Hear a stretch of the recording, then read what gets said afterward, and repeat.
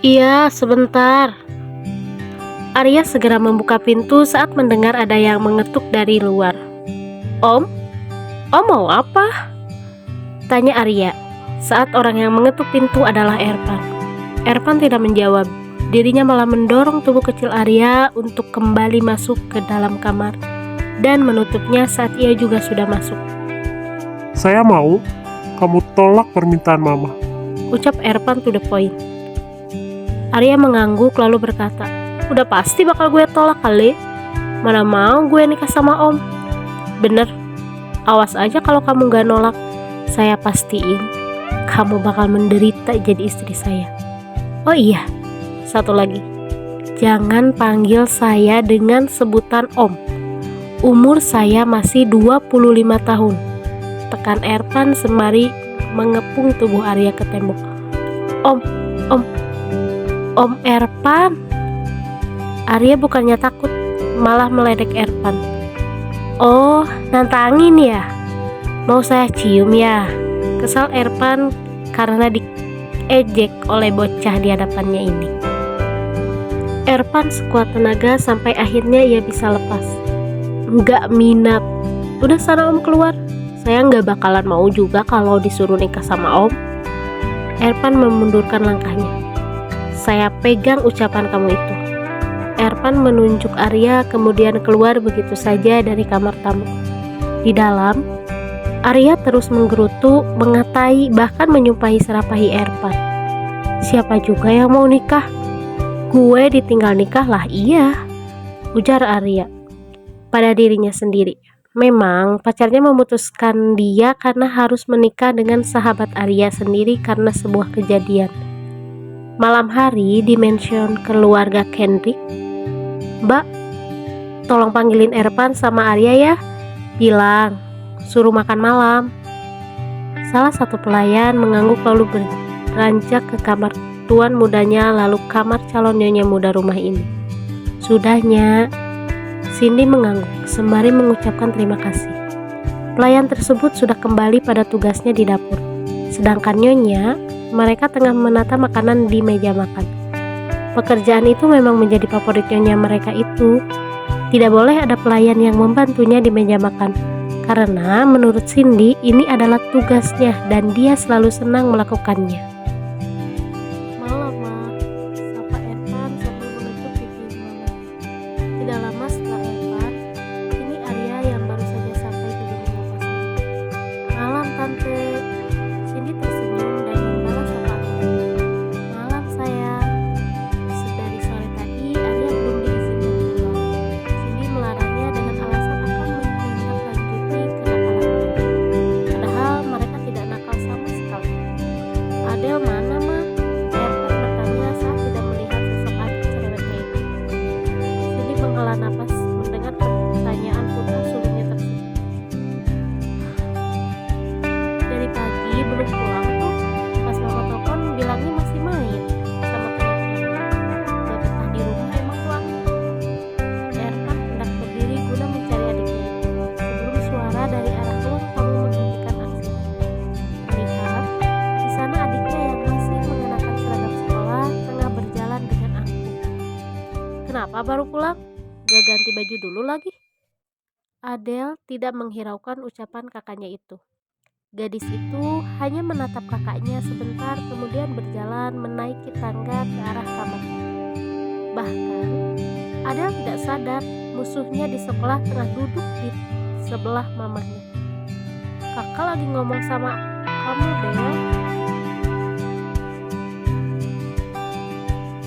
Udah, biarin aja, gak enak ada Arya.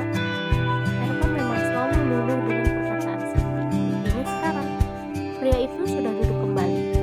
Sedangkan Arya, gadis itu masih menatap punggung gadis yang sudah berada di lantai 2. Itu adalah adanya siswi pembuli dan pembuat onar di sekolah. Arya, mau makan pakai apa? Biar tante ambilin. Tawar Cindy sembari mengambilkan nasi untuk Arya membuat gadis itu tersadar. Apa aja boleh tante. Arya kembali fokus ke meja makan. Arya melirik Erpan yang sudah mulai makan saat dengan tidak sengaja tatapan mereka bertemu.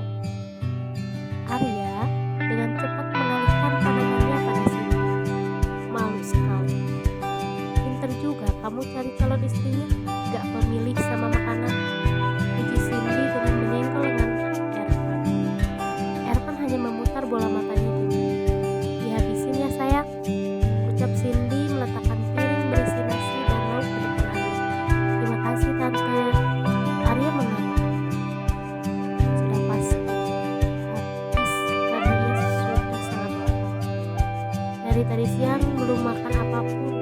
Mana dikira berbuat mesum di taman lagi. Kan jadi tidak sempat makan.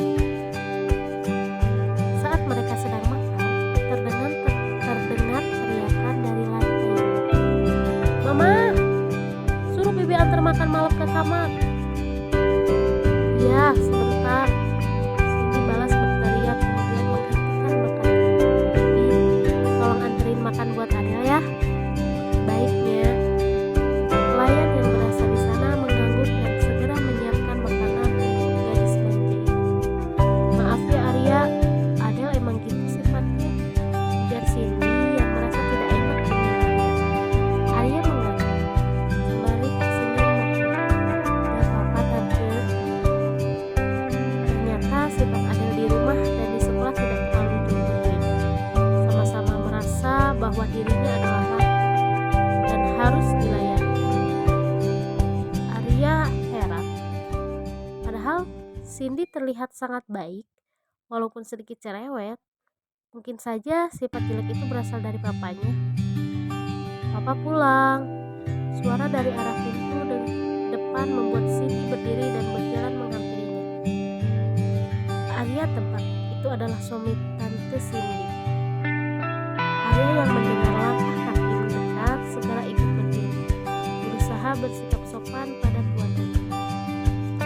Arya, ini papanya Evan, ucap Cindy memperkenalkan pria paruh baya yang ia gandeng tangannya, Willy Kenji. Arya mendongakkan kepalanya dan seketika matanya membulat saat melihat sosok di hadapannya.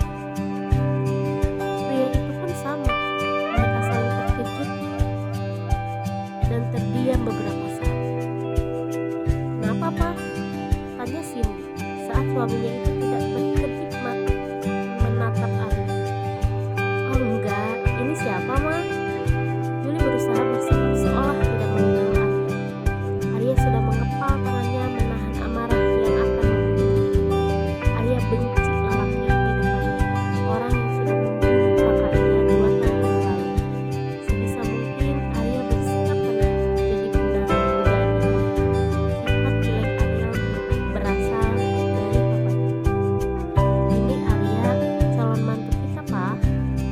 Yuli kembali terkejut dengan ucapan istrinya. Gadis yang sedang ia incar sudah ada di depan matanya. Semakin mudah ia menghabisi satu-satunya keluarga pradita yang tersisa. Arya yang melihat Yuli seolah-olah tak mengenalnya tersenyum. Kenalin, saya Arya, Om, calon istri anak Om. Erpan membulatkan matanya mendengar penuturan Arya. Sejak kapan gadis itu setuju? Padahal tadi mereka sudah sepakat. Kamu ikut saya sekarang. Erpan dengan geram menarik tangan Arya dan membawa gadis itu ke kamar. Jangan diapa-apain dulu Erpan, nunggu sah. Cindy berteriak. Kemudian